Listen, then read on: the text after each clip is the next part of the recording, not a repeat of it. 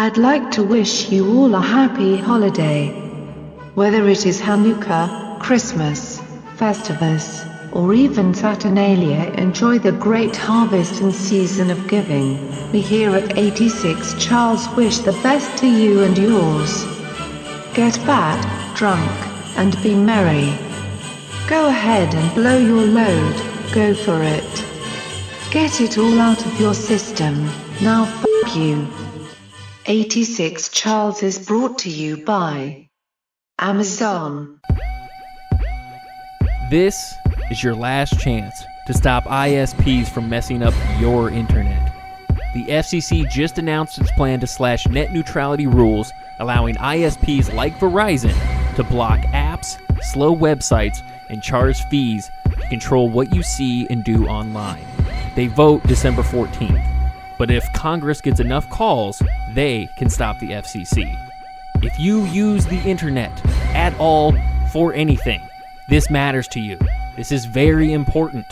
You make a phone call, sign a petition, change your profile picture, hang a sign in the window of your car. It doesn't matter. Do something, because this matters to everyone.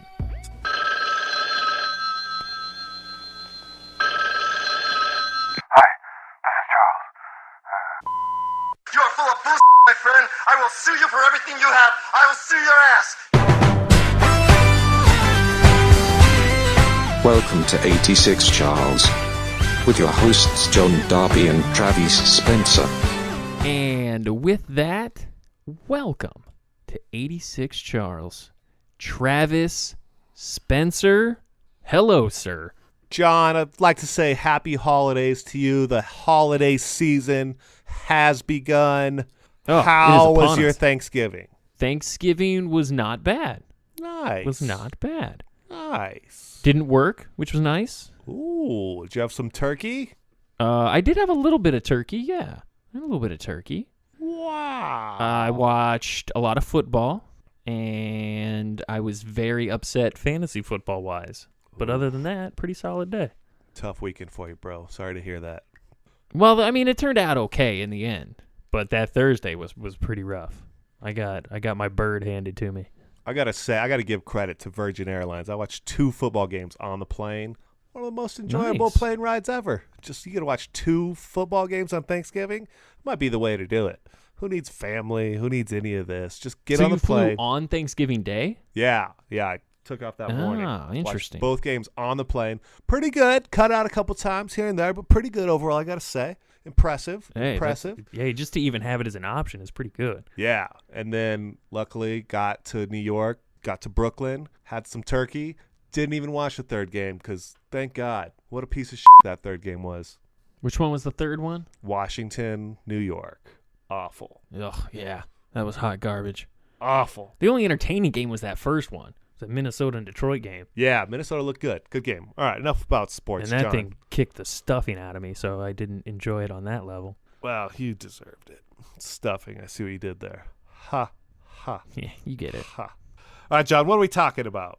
You're very impassioned. Well, dude, it's very important. It's a big issue. And I'm not a guy who normally, I don't really care about much. But this is important. These crooks, because man. They're basically crooks. they're gonna try to screw you out of the way you use the internet. John, do you know? And I think I don't think people understand how different it could be. And I don't think people understand the freedom that we currently enjoy online. John, can you go ahead? Can you just plug in an electronic device into the ground, and will it work? Plug in a device to the ground? Is that what you said? Yes. What I'm telling you is that this has already happened.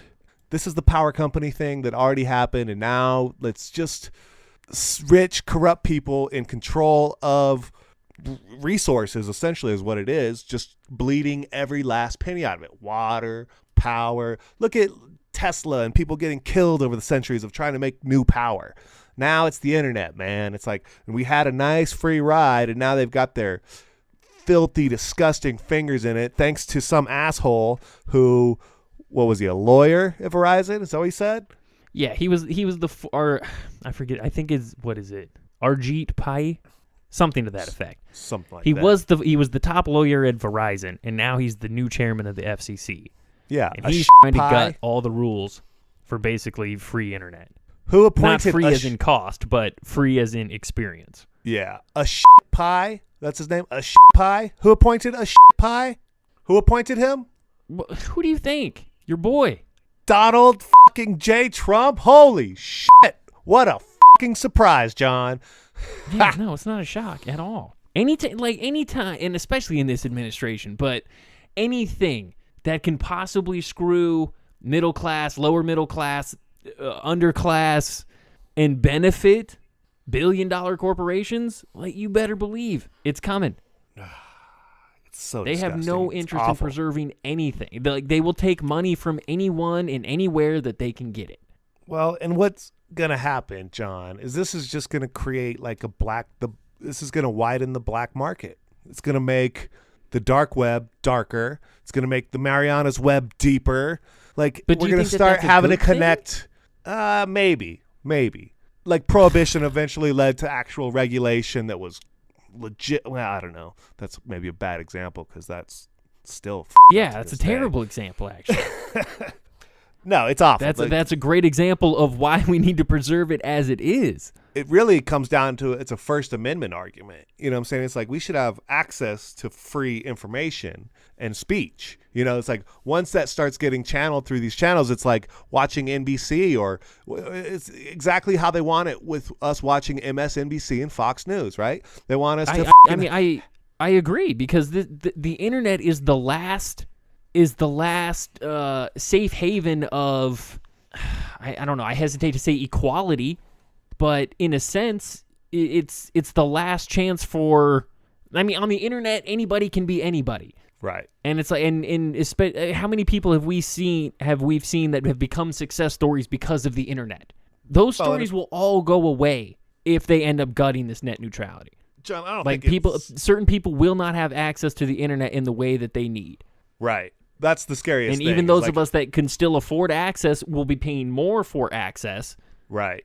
So you'll have to be elite level. You'll have to be wealthy, essentially, to get the real information. You know, it's disgusting. It's absolutely disgusting. It's not even about being wealthy as much as it's just they just continue to try to get blood from a stone.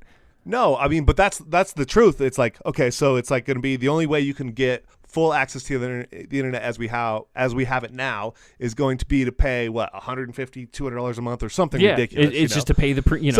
And what percentage? That's what I'm saying, is what percentage of the people around the world can afford that? And it's probably like 3%. True. It's fucking crazy. It's crazy.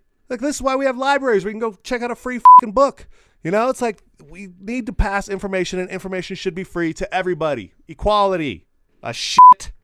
Right, Jones, but to my point, that's why the internet is one of the great equalizers, because it does give access to information, and information is still power. Yeah, that's the whole beauty and idea of it. And they know that too. When I say they, I'm talking about, the ISPs and whoever else is behind trying to gut this thing. They're scared. They understand that if they can restrict the information or limit the information or slow down the information, or at the very least make money off of the information being gained, that still keeps them all in power. John, the last space for equality. Don't you believe in humanity, man? How about you just go to the park and talk to somebody? Do you need the internet to have your little fun emojis and crap? Nah, you know what? Let's just shut it down. Let's just quit. Let's all get off the internet. F it. No, but I don't need the internet for people. I need the internet for information. Yeah, no doubt. Now, sometimes that is to send information to people or receive information from people, but where else do you get your information from nowadays? Other than literally talking to people in person, everything is from the internet. Well, John, personally, I get my information from the wind atop San Jacinto Peak. Oh, I forgot the wind. Different whispers air to up you. there, bro. Close your eyes. Take it all in. It's true. I don't need the internet. I'm connected. I'm already connected, John. So maybe this is all right. So I'll tell you what. Here's the deal. If they end up gutting this net neutrality, I guess I'm moving to the mountains. Yeah, man. it's the only hope. But let's not. I mean, not with you. I'll move to some nice. mountains, different mountain. But, yeah, but let's. Yeah, for sure. Let's just go ahead and make sure that everybody doesn't move to the mountains. Because if everybody lives in the mountains, then it sucks. We could stand at rival peaks and just shout at each other. Smoke signals over the Interstate 10. Wow. Well, since we won't have the internet, we'll have to send smoke signals. Hey, I'm telling you, this is probably a good thing. The internet. I mean, we'll still do 86 Charles, but we'll just do it. We'll do it. We'll both eat mushrooms at the same time, and then we'll have a show. So we'll just try to get people to dial in with their mushrooms at the same time. That's the new internet. This internet. Let's all go to the mushroom internet. It's better anyway. All right, I'll tell you what. If they legalize psychedelics, then they can have the internet and do whatever they want with that. Yeah. Because then we'll all be on that Third Eye freeway, and it won't matter. Totally. And they would just be like the second day after, they'd be like, oh, well, that was stupid. Why would we ever even We'll be able to start sending each other messages telepathically. Like, it won't matter at that point. We'll be fine without the internet then. We'll get our information from Gaia. I'm already there, bro. Join the club. All right, so that's my provision. Legalize psychedelics, and then you can do whatever you want to the internet. But until then, fucking post something online, make a phone call. At least sign a petition. I've signed 3 this week. Sign a petition. I'm signing a petition right now. I drew a little petition on my notebook. It says petition. Underlining that, I put in an X and I signed. There we go. I just signed a petition. Thank you, America. I'm gonna go ahead and sign to legalize psychedelics too. I got that petition done. Yeah. Well, wasn't there news that somewhere mushrooms? Is it California? Mushrooms might be recreationally legalized. It's being talked about. That'd be interesting, man. But then California would just grow further and further away from the rest of the country. Could be tough. That's fine. It's fine. We must succeed. Fine. Cal exit. Let it begin. There is a fight. ISPs versus you and me. They want to control what we can see online by killing the FCC's net neutrality. Title 2 holds the rules that keep ISPs in line. Now they must provide access to all websites online, all with equal speed. There is a drive for ISPs to kill these rules, to force sites to pay for speed, then block and throttle all the sites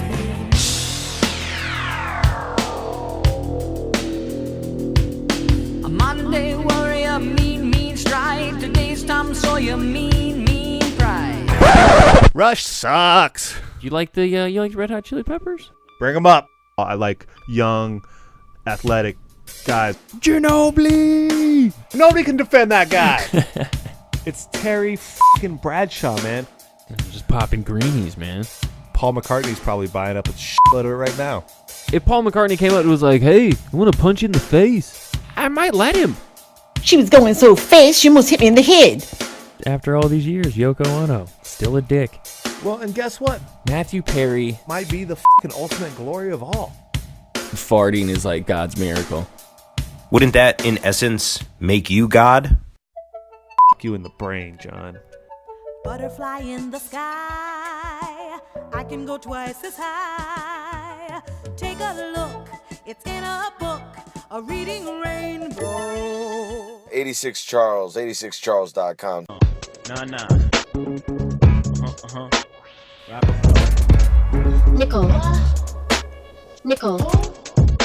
Nickel, what? 5 topics currently trending. Travis, our boy. Which one? Wang? Darkman X. Oh, pleads guilty in tax evasion case and faces up to 5 years in prison. DMX struck a plea deal in his tax evasion case, but he could still serve several years behind bars. Whoa. According to TMZ, the only non-fake news outlet, the rapper pleaded guilty to 1 count of tax evasion in New York. With the plea deal, DMX essentially made sure he won't be spending the majority of his life locked up. He still faces up to 5 years in prison, but that's far short of the 44 years he could have been looking at if he fought the charges and lost. In an interview with TMZ, DMX's lawyer Murray Richmond said the rapper told the court he knowingly did not pay taxes on royalties and other monies. He added that DMX does fear going to jail, but he took the deal regardless, knowing what lay in front of him otherwise. After he left the hearing, he flashed a thumbs up to awaiting reporters. DMX will discover his fate at a sentencing hearing scheduled for March 29th, 2018. On July 13th, the Rough Riders anthem rapper was arrested and charged with 14 counts of tax evasion. On July 14th, he pled not guilty to the charges and posted a $500,000 bail. In the charging documents, the U.S. Attorney's Office said DMX had concealed his income for several years and owed the federal government about $2 million. The feds alleged that X avoided bank accounts and used surrogates to hide his money. He also lived mostly on cash. Man, DMX and I have so much in common. Man. Documents also show that in 2011 and 2012, he made nearly $900,000 but listed his income as, quote, unknown. The following year, he said he made $10,000, but authorities believe he actually made $250,000. Yeah. So the dog might be going to the pound. Oh, good one, John. Nice. Like, if DMX can't do it, nobody can. You know? If he can't run from the tax cops, he must have had Wesley Snipes' tax guy. Well, no, he pretty much just, I don't know if it was his tax guy or if he just straight up lied about his income. Right. He just thought he could put it through other avenues, and they figured it out. Because he didn't really go about it in a smart way. You're saying you made $10,000, but you actually made more, like $250,000? Yeah, they're gonna catch that, man. He's no Joe the plumber. He can't quite make that $250,000. Man, it's just disappointing. I just really thought DMX could pull it off. Yeah, the government came after my broke ass for like $1,000. You think they're not gonna go after DMX for $200,000? Isn't that the most terrifying letter? Like it's never good. Oh God, the IRS letter. You're just like, what? What happened? I've never once gotten a letter from the IRS that was like, oh, our bad. Here's 10 G's. Right, yeah. I got one cool one was like, oh, you signed up for something online. I was like, oh, that's it? Thank God. That was amazing. I was like, what the is this? I will say I had a shady tax guy in L.A. for a while, so I don't know. Yeah. Man. Yeah, so did I. But it was nice getting a couple G's at tax long. time. Yeah. Yeah, DMX, do it. Well, I mean, yeah. The problem is, John, even if DMX runs, I don't think he can get away now because you know what they're doing? You know what they're doing, right? They're recognizing what are they doing? Tattoo information. Like they have like face recognition technology for your tattoos now, John. That doesn't surprise me. You better get your tattoos covered up. That's why I don't have any, man. You're not going to barcode me. The Electronic Frontier Foundation, a digital rights advocacy group, is suing government agencies for information on tattoo recognition technology being developed to assist law enforcement. The EFF filed a lawsuit under the Freedom of Information Act on Thursday against the Department of Commerce, the Department of Justice, and the Department of Homeland Security, which are collaborating on the new technology. The group is concerned that tattoo recognition programs raise concerns about privacy violations and could infringe on First Amendment rights to free expression. Tattoos have served as an expression of the self for thousands of years and can represent our innermost thoughts, closely held beliefs, and significant moments, EFF fellow Camille Fisher said in a statement. If law enforcement is creating a detailed database of tattoos, we have to make sure that everyone's rights to freedom of expression are protected. According to the lawsuit, the National Institute of Standards and Technology, an office within the Department of Commerce, began studying how to improve tattoo recognition programs in 2014 to use for the identification and linking individuals to others with similar tattoos. With the help of the FBI, it created a database of 15,000 images and allowed access to researchers from public and private institutions. DHS also participated in a program to research and map gang markings in tattoos and graffiti. John, this just goes with everything as it's going to lose all of our First Amendment rights, all of our freedom of expression. How about we lose the internet? How about we lose our own skin, John? You can't even mark your own skin without being tracked. Well, it's just, it's all still a little bit too much Minority Report for me. Oh, yeah. It's a little bit too much, it's a little too vague where it's, oh, we have this database of tattoos, so we know the guy that robbed this bank had a skull tattoo on his neck. Right. So every dude with a skull tattoo on his neck is a suspect? Right. I don't think that works. Well, so then you have, 15 dudes in that area. I honestly thought that the story was more of a, like they were like scanning tattoos, like they would like facial recognition, where it was like, I don't know, almost more of like a barcode type system versus just logging in various tattoos and then matching them to suspects. Right. But I'm sure it would get there. You know what I'm saying? It's like as the technology got better. I mean, because and again, I hate to go back to it, but to the Minority Report comparison, pre-crime. So let's say you're a guy that they're looking for, and they know you have a, I don't know, tattoo of a cross on the back of your hand. If you're walking and the little, what would normally be a facial scanner is a tattoo scanner, and it scans that tattoo on the back of your hand. I mean, well, I think eventually the technologies would converge. And it'd be any kind of significant marking on you that. Sure, yeah. I mean, yeah. I'm sure they could be an all-purpose. Right, and then it's tracking. In terms of and then it's like facial recognition, tattoo recognition. Exactly. Then it's scanning social media and that people post of themselves, and it's like, it's bizarre. Like I don't know. It would be good if it helps you get the guy every once in a while, but is it really going to work? Probably not right away. Do you not already feel like you can't leave your house without being seen? Because I mean. In today's age, man, you are basically on camera everywhere. Gotta say, John, I'm not really on camera very often. I will say okay, that. Maybe not you specifically. I'm talking about human beings in society. Yeah, I mean, I just got back from Brooklyn, from Manhattan. It's like, oh, yeah. Okay, okay, case in point, exactly. There's no way. You're not going anywhere in that city without being caught on film somewhere. 100%. I mean, at least there's so many people. You feel like, good luck. Good luck. Yeah, even if you can get away from eyewitnesses, then you're probably still on camera somewhere. Right.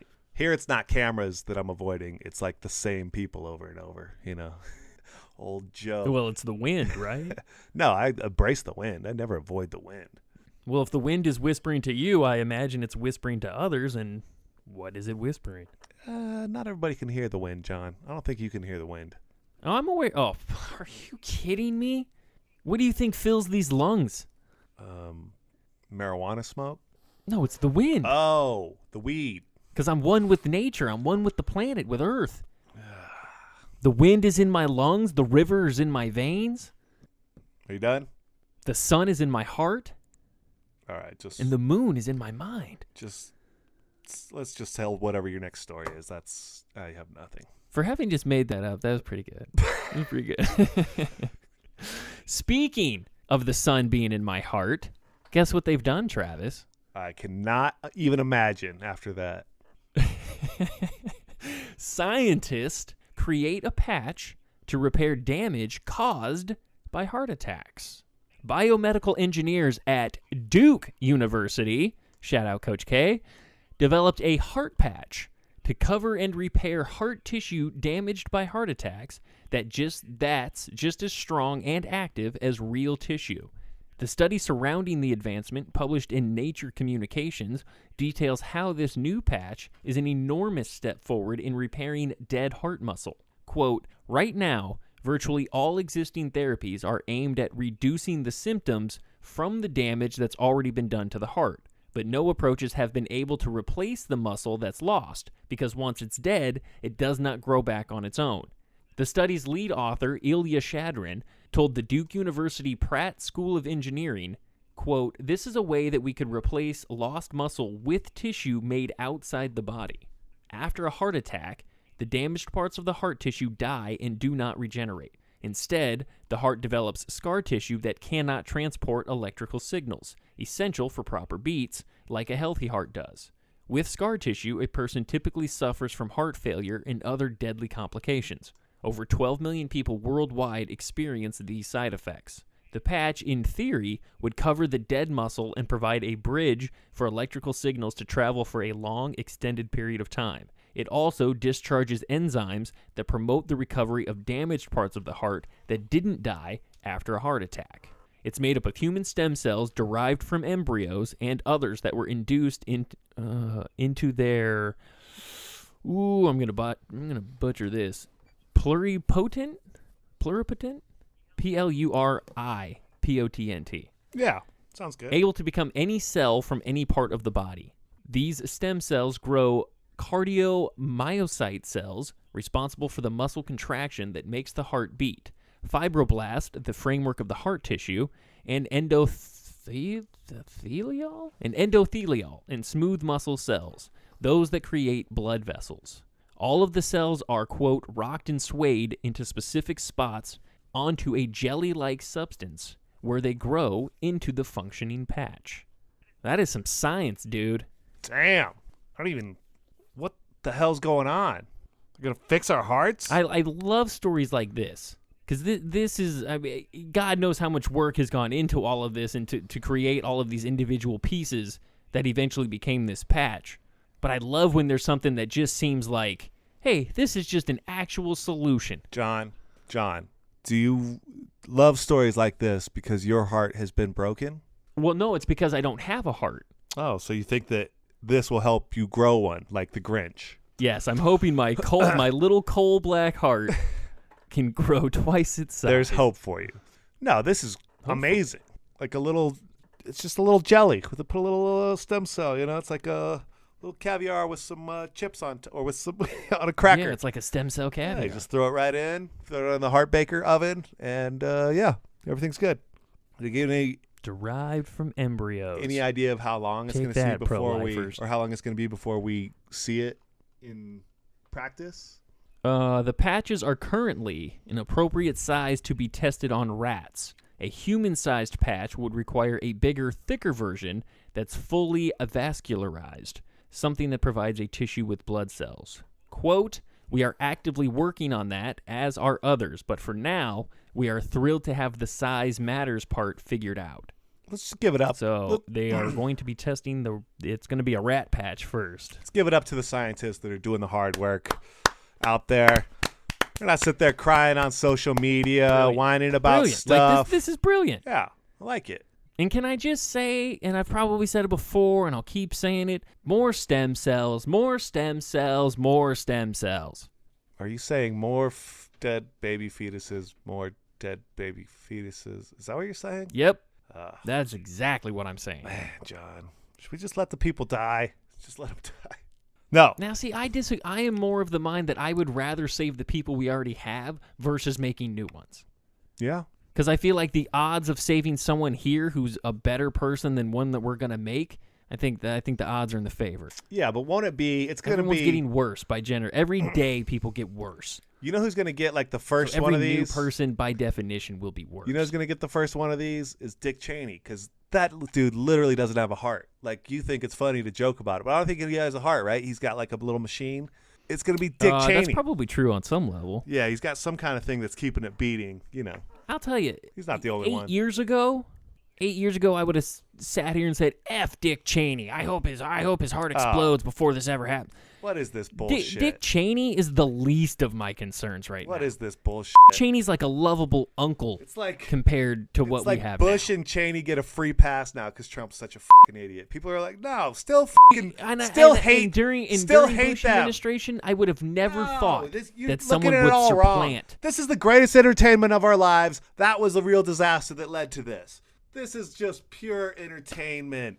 Who needs the internet? This is pure. Who needs the internet anyway, John? He made the right decision. Let's cut it all out. Fuck him. This is more like, this isn't pure entertainment. This is entertainment in the sense of like a 3D movie, but the knives are actually coming at you. Oh, dude, can you imagine? So yeah, it's thrilling in a sense, and it's definitely entertaining in a way, but there is real life consequences that could happen. Can you imagine in like 8 years? Let's say someone's catching that knife in the face. Let's say 8 years or maybe even 4 years when, we've gotten back on course. We got a decent person in the White House. People have kind of like been so fed up by this. How can you even say that with conviction? All right, we don't know what's coming down the pipe in 4 years. No. Okay, so just imagine this scenario. So in 4 years, things are getting better. We've kind of righted all this shit. Everybody's over their little issue. We've come together as a race, as human beings, and then we get to watch the movie of the Trump years, man. Oh, it's gonna be so funny. It's gonna be so good. Can't wait to see the movie. It's like, actually, it's more like 20 years when the kids watch it and they're like, "This is crazy." Yeah, dude, I'm not gonna be laughing about this in 4 years. I'm gonna be laughing. It's hilarious. It's all fucking hilarious. In 4 years, it's gonna be it's gonna be hopefully the beginning of a long rebuilding process. We're gonna get this fool out of office. Things will be all right, John. Let's stop getting worked up. Everything's gonna be all right. You say that, but everything's gonna be all right. Who knows? Well, Who knows? John. They might in 4 years. It might just be straight up the KKK running the country. No, it's ridiculous. Who knows? John, we're in luck because artificial intelligence is coming. It's here. It's already here. You know that, right? Not fast enough. John, you know that Saudi Arabia, it's the first country in the world to grant citizenship to a robot. Female robot's name is Sophia. She was recently introduced at a large investment conference in the Saudi capital, Riyadh, something like that. Sophie was presented as an example of how robot technology and artificial intelligence will make machines more human-like in the future. The announcement was made as Sophia was taking part in a group discussion in front of a crowd. The leader of this discussion was journalist Andrew Ross Sorkin. He informed Sophia of the Saudi government's decision. We have a little announcement. We just learned, Sophia. I hope you are listening to me. You have been awarded the first Saudi citizenship for a robot. Then the robot responded. I want to thank very much the Kingdom of Saudi Arabia. You like my robot voice? It's good. Real good. I'm very honored and proud for this unique distinction. It is historic to be the first robot in the world to be recognized with a citizenship. Sophia was built by Hong Kong-based Hanson Robotics. The company's founder, David Hanson, says his goal was to create robots that looked and act very much like humans. Sophia demonstrated how much she can change facial expressions to show human-like feelings such as anger, sadness, or disappointment. In an explanation on his company's website, Hansen says the realistic design is intended to allow robots to form meaningful relationships with humans. John, if we put Sophia's head on one of the real sex dolls, would you take her out on a date? No. She's a citizen. She's like the real thing. Like, you don't have to feel bad about it anymore because it's a citizen. Citizenship doesn't mean you're a human being. This is clearly a publicity stunt. What? No, you think? Well, I was gonna say, and I was thinking while you're reading this, I was like, well, would they let the robot vote? And I'm like, oh wait, Saudi Arabia probably doesn't hold democratic elections. And even if they do, I don't even know if women get to vote. So I don't even know if women are allowed to vote, human or robot. So stupid. Like, but it is weird how the Middle East, and I mean, I obviously don't really know what the I'm talking about, but like, remember we brought up stories in the United Arab Emirates of the robot cops. And there's so much money there in the buildings, and the technology is kind of insane because there's so much money that they want to be on the first to bring it in. Maybe they're in a war with Catholics to convert the AI, because we talked about that in the past. Was it this show or the last one? Catholics want to convert. Oh, Catholics want to convert aliens. So maybe the Muslims want to convert artificial intelligence. Whoa. Well, and it was also, what was it, last episode we talked about the Church of AI. Yeah. I mean, so yeah, they've got a battle with that. Allen Iverson. Or Andre Iguodala, as it should be. Probably. What, dude, there's one AI. Shut up. Andre Iguodala, I know. Great career. University of Arizona. Stop. How can you hate on AI? Fake news. Fake news. Fake news. Yeah, creepy times, man. I don't understand why. I mean, I'm sure the point is that they're trying to just let people know where they're at in terms of their robotics and their artificial intelligence. Right. I'm sure that's the whole point of trying to draw attention to this. Well, and probably... But there is no other reason that they're doing it other than for the attention. Well, probably to bring companies also to the region or the area who want to, Oh, sure. Well, we can make a citizen. I don't remember how iRobot started, but were they citizens? I don't know if they were. I don't think so. I think maybe. That was the whole thing, right? That doesn't sound right. Because I don't know if he was a citizen, but he got convicted of a crime, right? And then went on a tear. I don't think he was a citizen, but man, it's coming. I don't believe so. Because what is the point unless you're gonna? I mean, yeah. What does a robot even need citizenship for? Well, one day to vote, I believe. Well, I mean, again, so like when we get much further into the artificial intelligence, then yes, things like that will probably have to happen. But we're a long ways away. Like just giving it to some random robot doesn't mean nothing now. I see a day, John, when you're just not going to look at another being by the tissue in its skin, but by the content of its character, John. I believe. I will, and if this robot has actual character, I will judge it by that. But I just don't think that it has actual character yet. I don't think we're there. I'm signing up for the Church of AI. I think it's still a robot. I'm signing up for the Church of AI tomorrow. I'm all in. Huh? Moving to Saudi Arabia. Sounds like a great move. You should get ordained so you can marry robots. Ooh. Now you're talking, bro. Be the first, man. Get in that business. I'll leave the mountain for the awful desert in a second. Sure. Well, speaking of the mountains, Travis. Ooh. Did you know that this fun activity that you participate in can boost mother-daughter bonding according to science? Yes, I know. Everyone knows that families who spend time together have strong relationships. But new research out of the University of Illinois, Go Fighting Illini, that was published in the Journal of Family Theory and Review shows that spending that time together outside in nature can make those bonds even stronger. The research began with the existing scientific premise that spending time in nature can reduce mental fatigue and improve attention in individuals. From there, the researchers theorized that an individual whose attention has been restored will be less irritable, have more self-control, and be better able to pick up on social cues, all of which can facilitate better interpersonal interactions. Except for none of that's true in you, Travis. What? You don't know that. To test their theory, the researchers asked 27 sets of mothers and daughters, the daughters were between the ages of 10 and 12, to take a 20-minute walk together following 10 minutes of participating in an activity designed to drain their attention, such as solving math problems or talking to Travis. Half of the sets It says that in the study? walked in nature, while the other half walked in a mall. Afterward, and after testing both the mother's and daughter's attention and observing their family interactions, the results were clear. A walk in nature increased positive interactions, helping the mothers and daughters get along better. Although this study looked solely at mothers and daughters, the researchers report that the findings suggest participating in family-based nature activities, quote, may lead to positive psychological outcomes and improved family functioning. What? More so than other types of leisure activities. No way. Man, This I got to get the fam and we got to take a walk. This story's just blowing my mind, John. I had no idea. That's insane.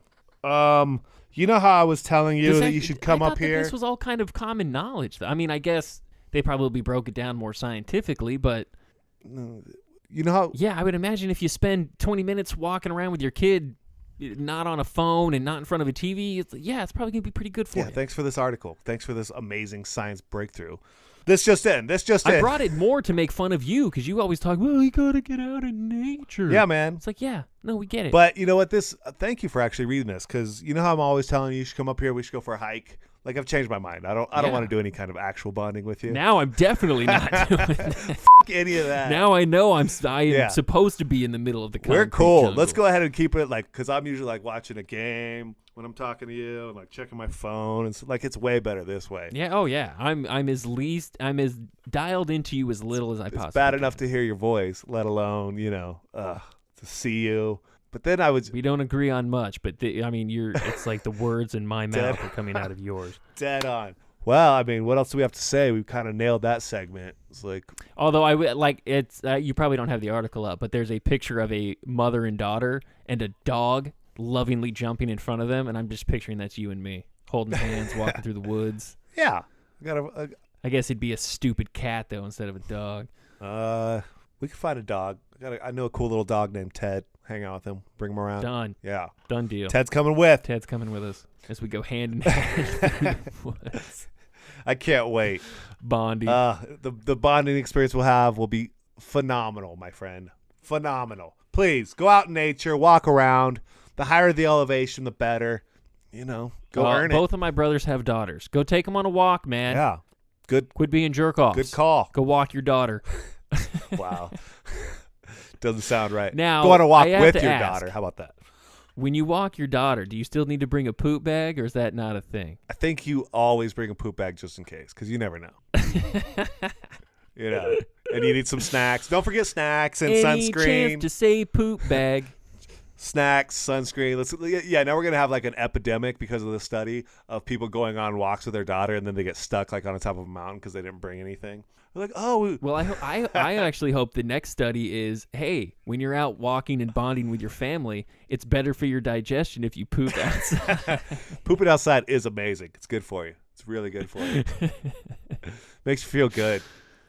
And then you and I will start our outdoor bidet business, and we'll be getting these tax cuts that are impending. Bidet business. No, because like the whole thing of pooping in nature is there isn't one spot. What are you gonna have? Like, I guess if you're talking about a portable bidet. That's why our business will be booming, dude. Portable? Like you just carry it around. It's like can sized. All sorts of ways. Like one you can bring on you with like a backpack, and then we'll just have ones that are actual bidet stations. We'll call them bidations. Whoa. Or the bidak pack.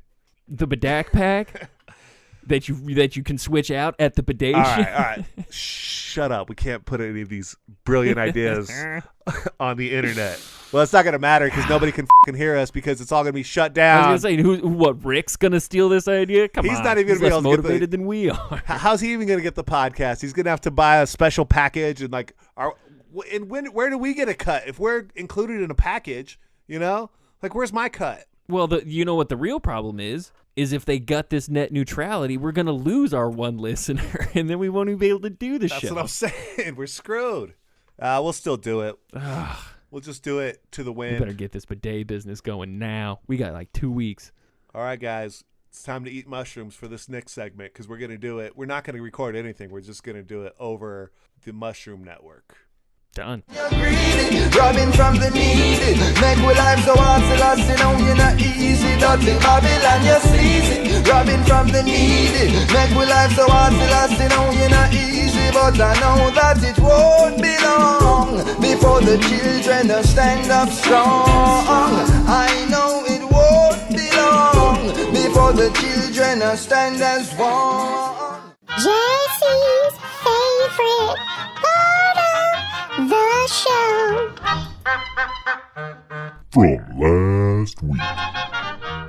Hello, folks. The first church of AI is called Way of the Future. I'm pretty sure this is all performance art. This might seem like a stretch, but it's definitely not.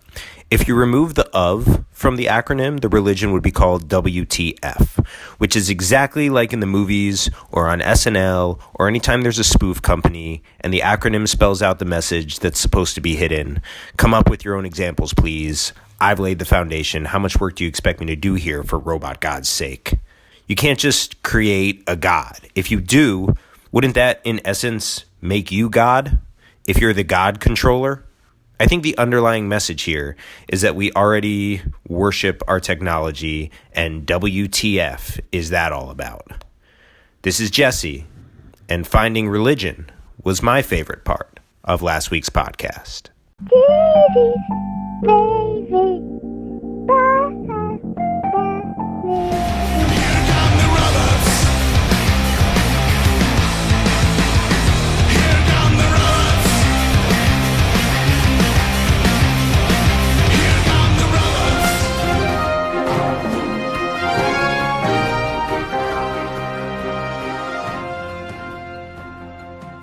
It's time for the Facebook World News Update. This Real to Someone news update is brought to you by net neutrality and the preservation of it, the opposite of Trump and national monuments. A man in North Hollywood said, "Stop saying on the spectrum. Everybody has already said it. You're too late. It's not funny anymore." A man in Los Angeles said, "Be honest. When your mom is telling you a story about her friend Kathy, do you have any idea who she's talking about? Hashtag, who's Kathy?" A woman in Los Angeles said once during a fight, a guy called me a hysterical woman. I said, yes, I am hilarious. But what does that have to do with our heated political debate? It's the end of the world as we know it. It's the end of the world as we know it.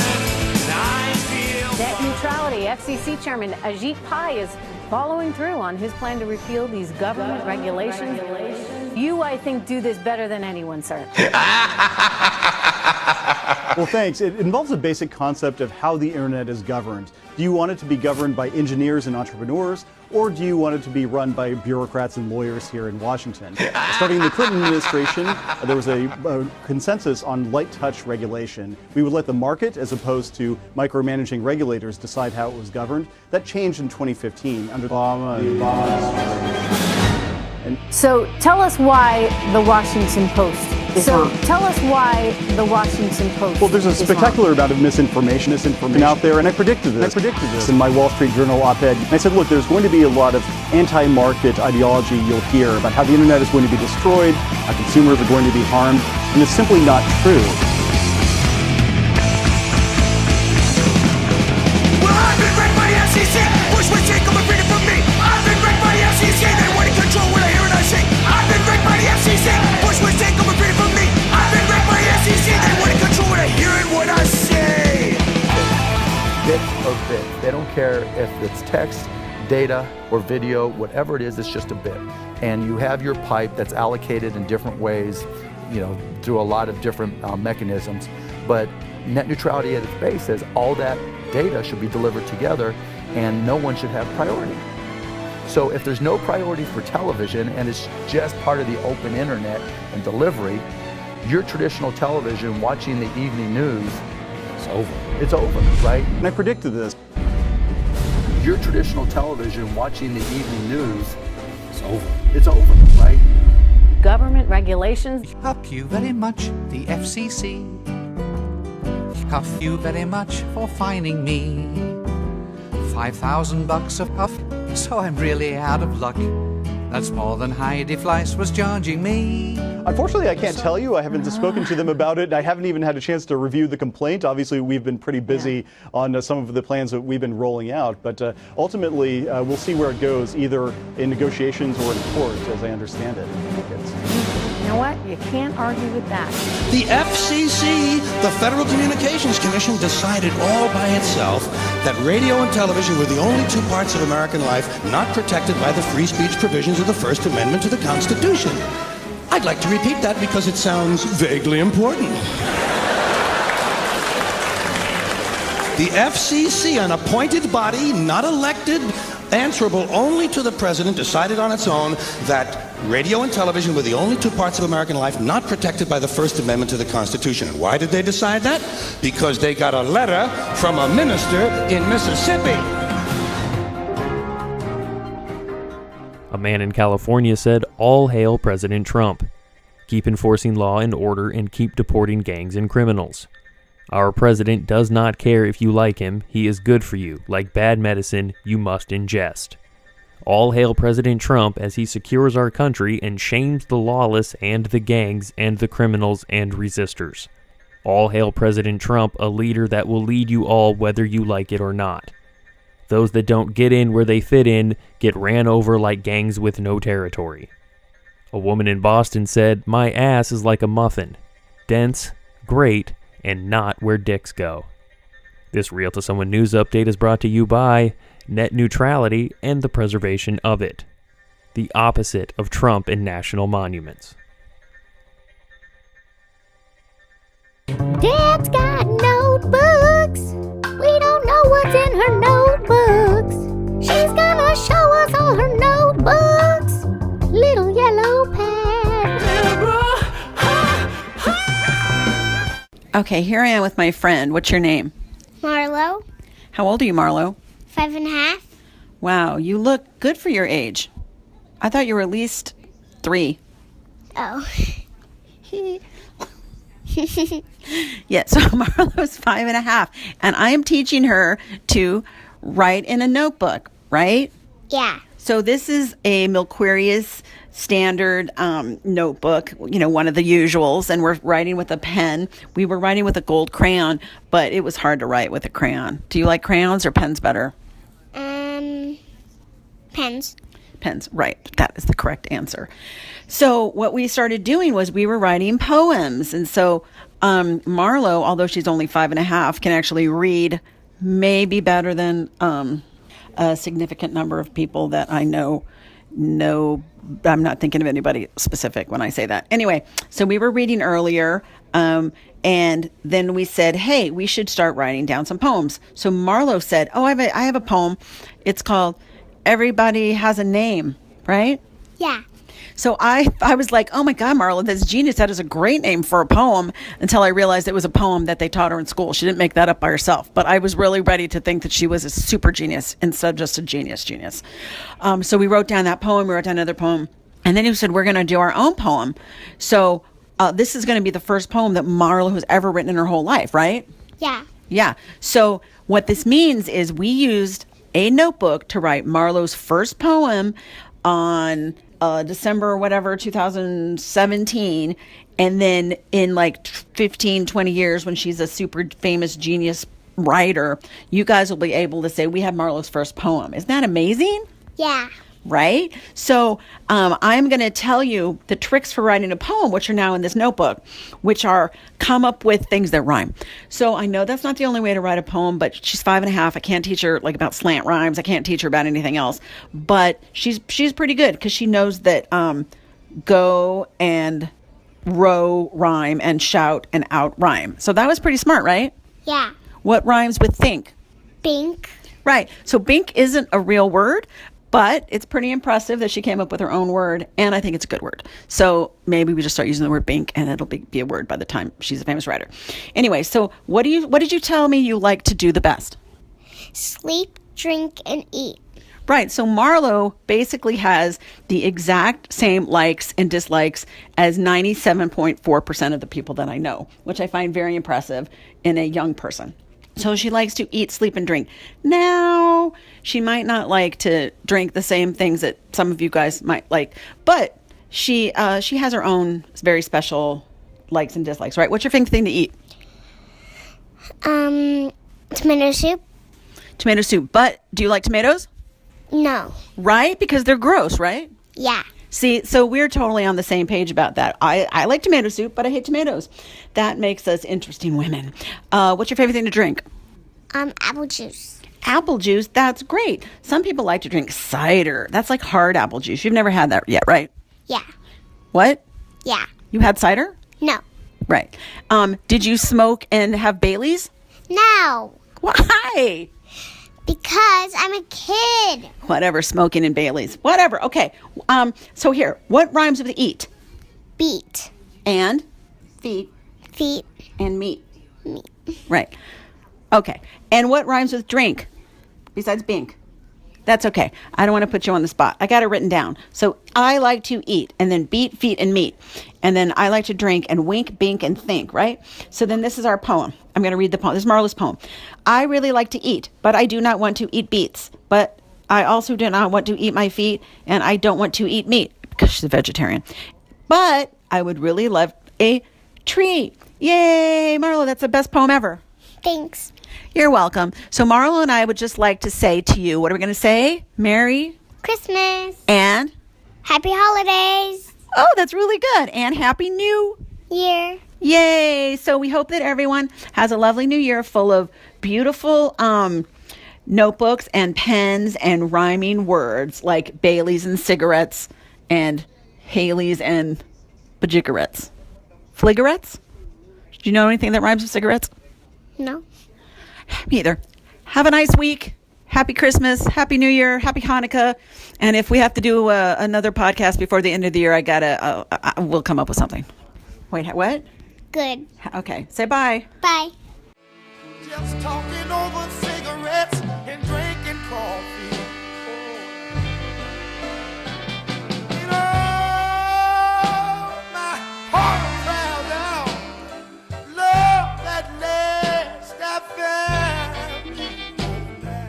I've brought bread to men, women, and children. I've brought water with lemon for the table. I have hot tea. Can I box that for you?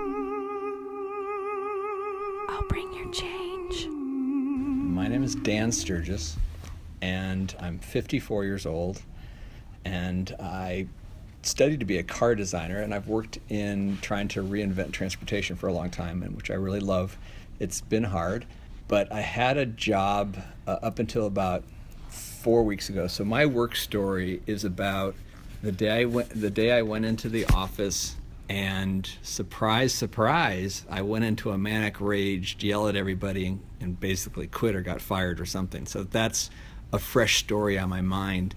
I was working this company working on autonomous shuttles. It's a kind of a cool company, and so I'm bipolar. I've been bipolar since 1993. I'm kind of lucky. I usually get too excited. I don't have much of the depression stuff, maybe one depression bout, and I've only had like maybe 3 or 4 manic episodes. But about 6 weeks ago or 2 months ago, I decided to kind of change my meds without going to my psychiatrist, which is not a good idea, which I've really found that out.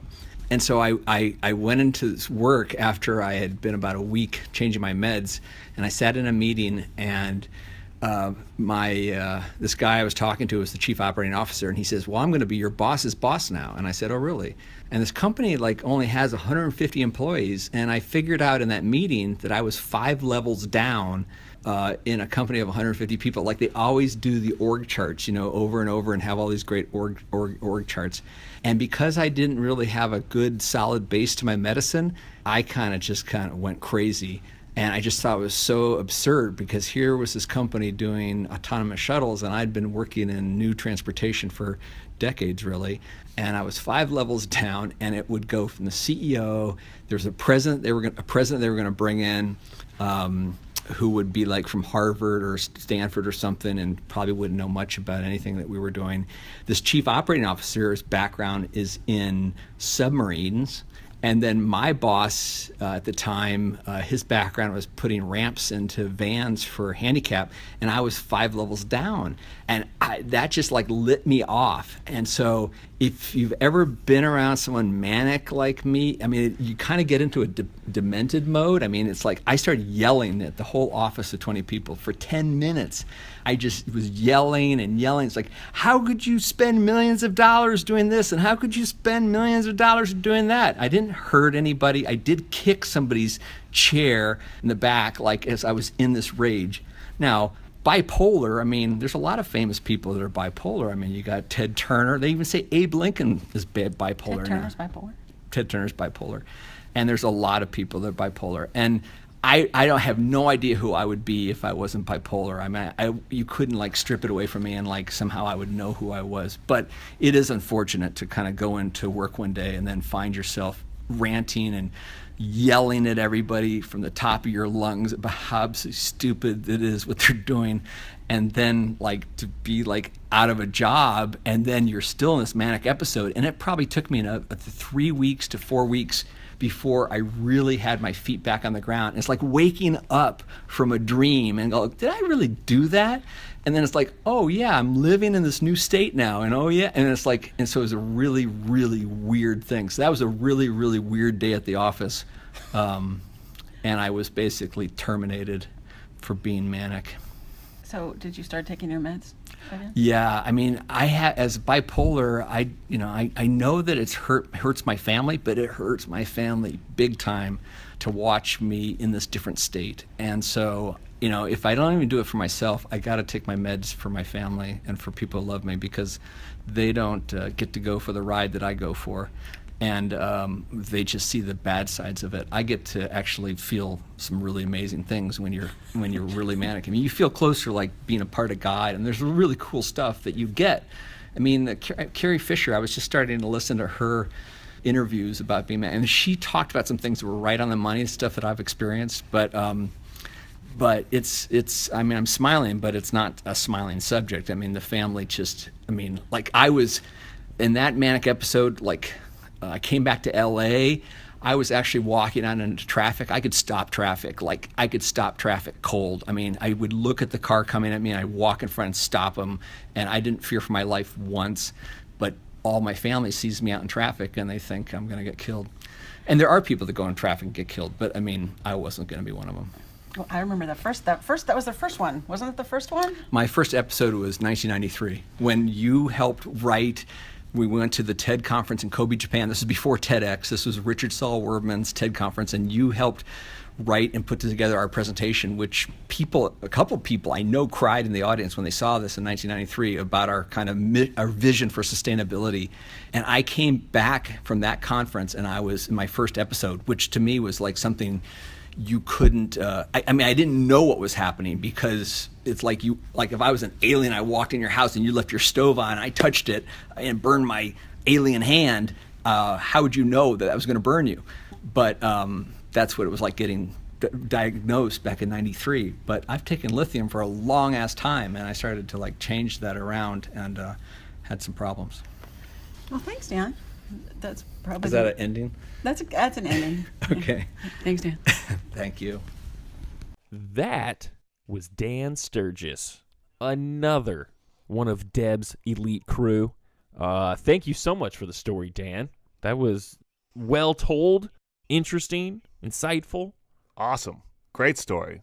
Blew my mind. Like, put me in the mind of, he put us all in his mind. We got to feel like what he felt a little bit. Yeah, I have definitely met bipolar people, and I have even seen, probably nothing on that level, but I have definitely seen some bipolar type outburst. Right. But I've never actually had, I've never had a real conversation with anybody in terms of what it kind of feels like from their perspective. So that was very interesting. Yeah. To hear that while his family only sees the bad part of it, like he's actually feeling something quite spectacular. Yeah, fascinating. He said closer to God. Like, wow, that's crazy. That's awesome. Well, yeah, it's really like, and we were talking about it. It's like I can really just equate it to it probably like being on a drug. Yeah, it's exactly what I thought of, like a mushroom trip where you just have that moment where you kind of see everything. Even in that, like, even if you've never done drugs, maybe in that like that peak weird part of being drunk where you're drunk but you don't physically feel it and you just mentally feel really good and confident but like, probably that to like the nth degree. Right. Yeah, no, it's fascinating. Great story. And yeah, I just love that it was like this reality. Like he was right. What am I doing 5 levels down in this stupid company with this asshole, this jerk off, this cocksucker?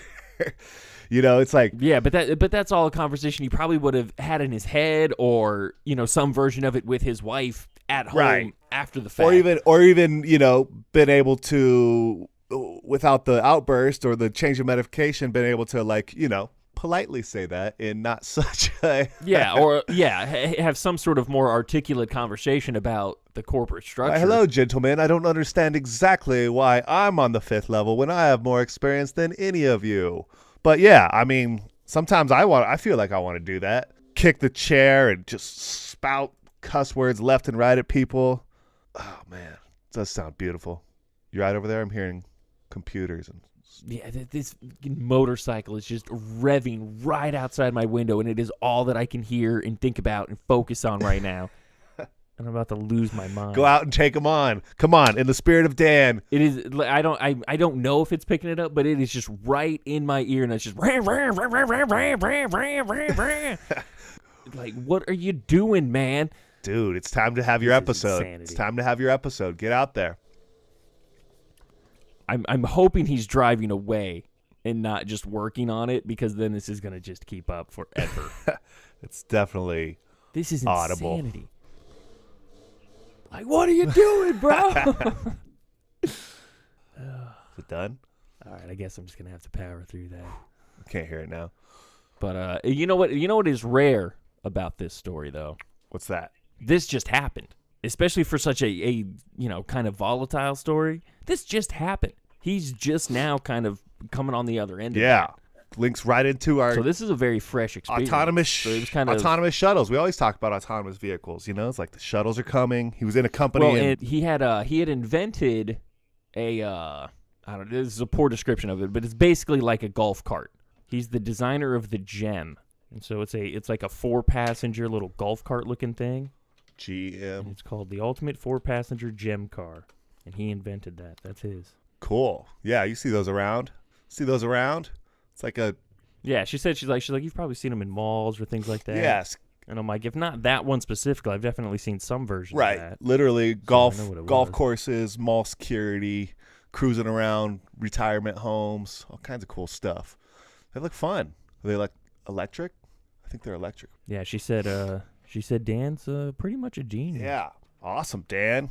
I don't know if it's certified or just based on experience, but I think he was justified in his rant. That was, just maybe not the way to do it. Well, sure, he just wouldn't have gone about it the way he did had he, probably been on his proper medication or... I want to see only if we had the video of Abe Lincoln going on a rant to all the senator assholes who wanted to keep slavery going. And Abe Lincoln's just unloading on people. Well, see, and like what Dan was saying, I would imagine Lincoln probably had a lot more of the depression versus the violent outrage. How do you know that? How could he? Or the outbreak. And I don't know how it works. I don't know if everybody gets a combination thereof or right. what. Just go in a hole rather than But I feel like with him, it probably would have been more... Because you got to feel like that's something that probably would have been documented if famously Lincoln went on these crazy tirades. Right. I mean, have you ever read enough about Lincoln? You would know feel like this? there'd be some sort of documentation where it's like, oh man, on more than one occasion, we saw him just flip out for 10 minutes straight. Have you ever read anything on I would Lincoln? imagine he'd probably suffer more from the depression. Can I believe anything you're saying? Do you have any actual evidence to say that? Have you read a history book on Lincoln? Do you know anything about Lincoln? No, I believe I prefaced by saying I don't know is my opinion. I will say that I've seen Abraham Lincoln Vampire Hunter, and I'm assuming he's the rage kind of outburst. Now, see, if you're going to reference a Lincoln movie, you got to go Daniel Day-Lewis, man. No, he's not killing. You're gonna go Abraham Lincoln vampire killing? Yeah, like that's where he's killing people. That's why I'm assuming he had outbursts of madness and chopped people's vampires' heads off. Like, that just makes more sense. That makes more sense. Yeah. Have you ever had, I mean, is the closest episode you've ever had to this is Match My Intensity, Bro? Where you kind of lost your cool for a second? No. I punched a closet door and just destroyed it. That kind of came out of nowhere. Did you break your hand? No, dude, I destroyed that door. Didn't hurt your hand. Like on a satisfaction level, like when I first did it, like until the moment you realize, like, oh, I just put my fist through a door.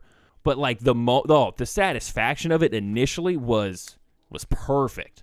Like it was just enough resistance, but you still still got to give it the full power.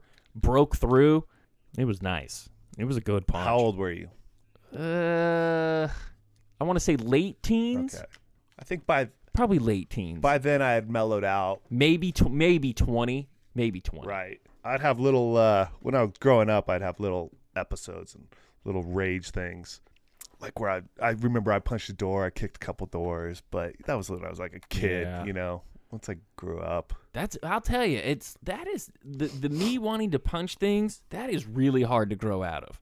Still want to punch things? I can't remember the last time I've been like it's a lot more rare than it used to be, but I mean there are still occasions, man, where I just want to absolutely punch through things. Well, good thing you smoke a lot of weed, sometimes just man. nothing will satisfy until you just smash that hand on something. Good thing you smoke a lot of weed. It's mellowed you out. Otherwise, the world would be in trouble, my friend. Dude, there's not enough to mellow this out. Rage. I'm a Boilermaker, bro. I'm a Boilermaker. Just ready to pop at any moment. Just burst. Just drop that shot of whiskey in, man. Woo-wee! Get that Jack Daniels. John's losing his mind. Dan, thank you so much for the story. Appreciate it. Deb. Dan Sturgis, excellent story. Thank you so much for sharing that. That's a personal story, and we appreciate you bringing that Really to cool. us. Amazing. I love the... Well, hold on. Well, also, could you imagine? It took him 3 to 4 weeks before coming to and realizing, like, really what he'd done. That's like a month almost. Until it actually kind of settled in and was, wow, that was real. Wild. Oh, and the other thing is amazing work by Deb, writing a TED Talk, essentially. They made the audience cry. Deb's brilliance. Well, what else would you expect? Although I feel like I definitely have heard some reference of this before. Oh, cool. Nice. I don't know if it was in one of her work stories, but I definitely knew that she had done something of this. Well, brilliant. Thank you, Dan and Deb, both. Amazing work. John, who else we got to thank? Mr. Jesse McIntosh, first and foremost. Well, of course. I was like, before you even ask, you got to get Jesse in there. Shout out. Big shout out. Big shout out to my brother listening to the pod while he's doing some work. He enjoyed my sequence, little Amazon sequence, which was an old sequence. Good old Joel, we appreciate Brought that. it back, bringing it back. Maybe I'll just use old stuff all the time. Because of Embiid, everyone named Joel now is Joel. No, he's Joel. It's a biblical name, my friend. Much before the Embiid, and once he played, Joel Embiid can't be a name until he plays like 2 full seasons in the NBA. All right. I don't know, man. That guy's got a lot of personality. Yeah, great. I do have a shout out though. Let's hear it. Shout out to Coach Herm Edwards. Forks up, bro. This is a classic. Herm's coaching your Sun Devils now. How exciting is that? It's not exciting at all because he wasn't a good coach for the Jets. He's terrible on TV. He was an excellent coach for the Jets. Always He was an annoying. excellent coach for the Chiefs. Always annoying. How many rings does he have? Oh Rings does he have? 0. This is the typical ASU thing to do. Spend a lot of money on a high-profile coach who's gonna suck. Spend a lot. How much money did they even spend? Who is gonna suck? It's just this high-profile thing. It's not. I'm sure he's getting a couple $1 million. Like, come on. I'm sure, but that's every coach in major college sports is getting a couple $1 million. Like, that's not Whatever. I'm not excited. They've never. He's not getting Nick Saban money or anything. I mean, it might help recruiting a little bit, but this dude, I cannot believe that you're not excited about it. I didn't even go to this stupid second-rate school, and I'm excited for it because Herm Edwards is the freaking man. I don't agree with that. You play to win the game. Yeah, he's like that's going to be emblazoned across your Sun Devil jersey. You know what he reminds me of? He's like Mark Jackson. He's like a motivational guy who's not a very good fucking coach. That's all there is to it. They're not going anywhere. I cannot believe that this is your stance on this. I've never liked Herm Edwards. Unbelievable. When was the last time anyone even talked about who the coach was for the Sun Devils? Who cares? Scott Erickson. That was a big deal. What's the name of the guy that they fired? Todd Graham. Something Graham. Yeah, I'm surprised you knew that. Yeah. Just because I went to ASU. Did you know his name before he got fired? Yeah. Yeah, because he's been a piece of shit, worthless coach for years now. And you're not excited for Herm? Not one iota. Man. College coaching, that does not excite me at all. I'm not excited about college coaching either. The only way I'd be excited about a coach. This is exciting. To dust off Herm Edwards and he goes back to college, and especially that program of all places, that's cool. Like Chip Kelly would have been cool. Why not go get Chip Kelly? Someone who actually is a track because record. They're ASU, and he had a choice between Florida and UCLA. He's not going to ASU. I mean, ASU's program is but as good as there's UCLA's. a lot of cool coaches in that Pac-12. There's a lot of personality in that Pac-12. Who cares? The only coach that would excite me would be Bill Belichick. I want a genius. I don't want some fucking motivational blowhard. Get out of here. Get out of here with that nonsense. Bill Belichick is more likely to buy Arizona State than he is to coach there. Yeah, that'd be great. Then he'd run the school properly. Get rid of Michael Crow too. Get rid of them all. Get rid of them all. You're crazy. I cannot believe that you don't have more love for Herm Edwards. No love for Herm Edwards. Very disappointing. No real love for the ASU program. I gotta say, they've never done much. And me neither. But this got me excited. I like the fact that Herm was going. Well, there. good. I thought it was you great. can go ahead and cheer for ASU. See if I care. I think I will Good. now. Good for you. Have a blast. Forks up, dog. John. Where can the people find us? Well, look in the sky. Look on the ground. Look to the east. Look to the west. But if you're on the free, at least for now, internet, you go to 86charles.com. 86charles.com, John. 86charles.com. Whoa. On the Instagram or the Twitters, we're at Company Blaster. We're on Facebook, YouTube. Go blow up our gram, yo. Stitcher. We're all over the place. Just go ahead and put it in the Google machine. And please, as long as you can for now, let's help the internet out. I only have 2 weeks left. Help the internet out. I'm not even going to tell you to go to Amazon.com to shop for us this week because there's more pressing matters. If you have a couple minutes, go sign a petition. Let's try to fight this net neutrality thing because as much as I want to live in a neural network of mushroom haze, we'll just stick with the internet for now. And it's pretty great. Yeah, let's stick with the internet for now, and we'll go from there. Let's not be like Portugal and their little $5 add-on system for every new website you want to go to. We all saw that meme going around, or that actual. It's not a. I mean, it is a meme because it went around, but like that's the actual way life is there. That sucks. We don't want any part of that. No, it's gonna be terrible. So get out there, do something. Keep the information superhighway open. Beautiful, John. To people that drive something beyond a Bentley. It's about that time, John. Let's go ahead and 86 something. And as always, keep it brief. It's gonna be brief, and it's not. And it's not a happy. Well, I guess it. Well, I don't know. It depends on your perspective. I guess might be worth celebrating. We got an 86 Charles, dude. Manson. Oh, shit. Charles Manson. Dead. Man. One of the world's real-life monsters. Finally gone. I guess that's a good thing. Yeah, I'm not saying it's a bad thing at all. I wouldn't typically celebrate death, but I can't imagine the world is not a better place with that energy gone. Yeah, that's some deep, dark shit, man. Yeah, I really dragged it down at the end there, didn't I? Yeah, imagine that opening sequence of Charles in Charge, but instead of Scott Baio, it's Manson. The new boy in the neighborhood lives downstairs and it's understood.